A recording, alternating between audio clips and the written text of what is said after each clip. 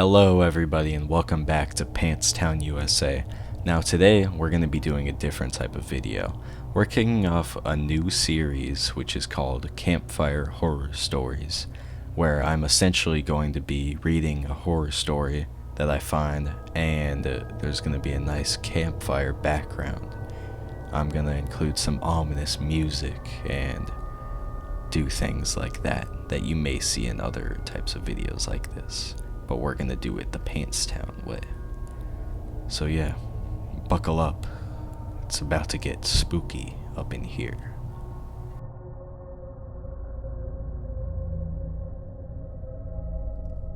Our first story comes from U/604 Dingo, and it is titled Home Alone. I was home alone one night back in 2009. My parents were out on their weekly date nights. One of those had one too many at dinner and passed out in the movie theater kind of dates. Anyway, I had just returned from my afternoon jog. Being a hot August day, I had worked up quite a sweat on my run, so I decided to take a cold shower and clean up a bit. My house doesn't have air conditioning and was quite stuffed up, so I decided to open a few windows to circulate the airflow within my house. I can remember opening a window in the kitchen, 2 windows across from each other in the living room, and 1 window in the basement.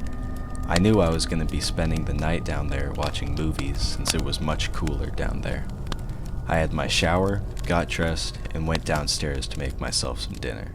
I took my dinner down to the basement and flicked on Netflix to start my binge-filled night of new shows. I do not recall falling asleep, but I must have passed out not long after eating my food and lying down. When I woke up, it was dark outside. The only light being cast into the basement was from the dimly lit TV screen. It was now freezing in the basement. I could feel a cold breeze circulating the room from having the window open for too long. I got up and walked over to the light switch that was located at the bottom of the stairs. I closed the window, then went back to turn off the TV, grab my dishes, and head upstairs. When I got upstairs, all the lights were still off, indicating that my parents were still not home from their date. I cleaned the dishes, put them in the dishwasher, and closed the window above the sink. Just before I went to go up to my room for the night, I remembered that the windows in the living room were still open. I walked over to close the one window by the TV, then over to the next, which was located by the front porch. I noticed that my mom's vase with fake flowers was knocked off the table in front of the window, and the flowers were sprawled out across the floor. I didn't think much of it at the time. Maybe there was a strong breeze and the curtains had tipped it over. I closed the window and started picking up the flowers. As I was cleaning, I heard a faint squeaky sound. What I could only imagine was a door handle being twisted. I listened as hard as possible. Following the squeak of the handle was a creak in the hallway floor upstairs. A pain shot from my stomach to my chest and I froze. With an eternity of being bent over, with my right hand, I looked out the front window to check the driveway for my parents' car, hoping it was just one of them upstairs. The driveway was empty. My heart sank. I quickly but quietly put the vase and flowers down on the table and silently began walking over to the bottom of the stairs to look up. As I got closer to the stairs, I heard 2 more creaks on the floor, which caused me to stop dead in my tracks. I waited, listened, nothing. I was only a few steps from the stairs and put one hand on the railing. I peeked around the corner and only saw darkness. I didn't know what to do. Should I flick on the lights and let the potential intruder in my house know that I'm coming upstairs? Do I leave and go to a friend's house? Do I call my parents? Do I grow a pair and just go upstairs? I decided to turn my phone on silent and go to the kitchen to text my dad, making sure I was close to the back door for an easy getaway.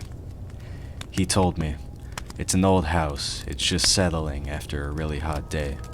I told him about the sound of the door handle twisting. He just assumed that there was an open window upstairs and the wind was knocking a door against the frame. Was that it? Could it just be a window that was left open? I felt a huge chunk of my anxiety start to fade after talking with my dad, so I decided to grab a glass of water and head on up to bed.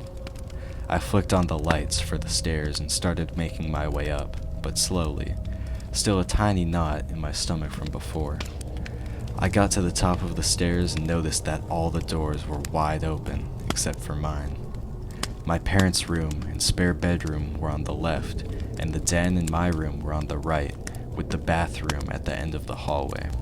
Though, as my dad had predicted, my door was just cracked enough that a breeze could be making it hit the frame. It being as hot as it was that day, it wasn't unusual for my mom to open all the doors and windows upstairs. I exhaled a sigh of relief, now fully confident that my dad was right. I turned on the lights to my room, did a quick look around, and walked over to my nightstand to put my water beside my laptop, then went off to the bathroom to get ready to bed.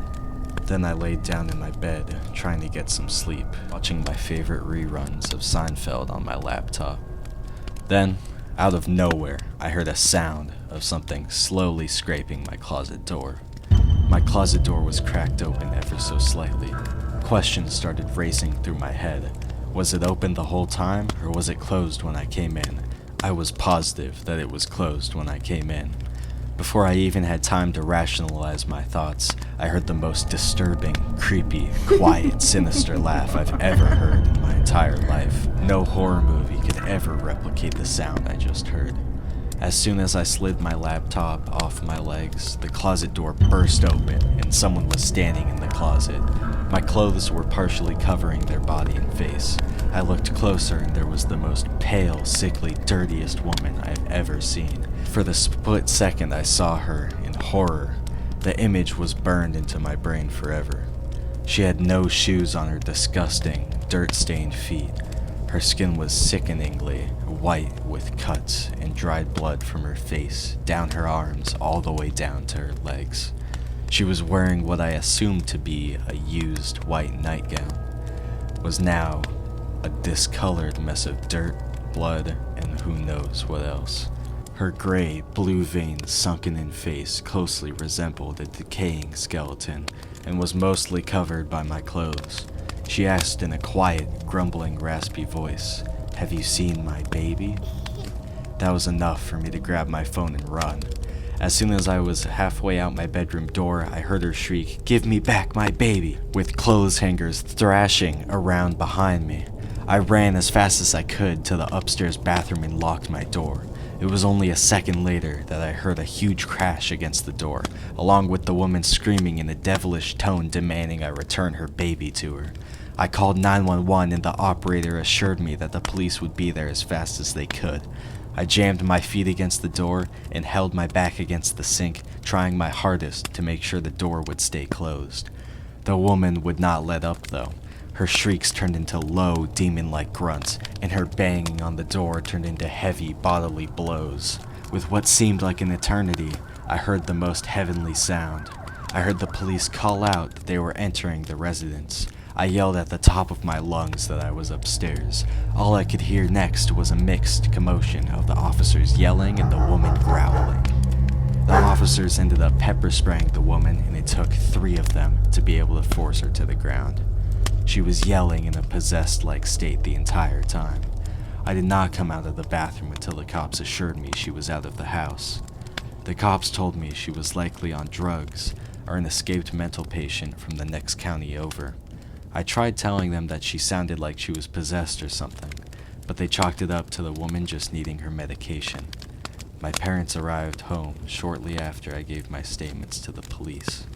We moved out of that house a month later. That was one night I was home alone that sadly I will never forget. Like and subscribe for more crazy videos and content.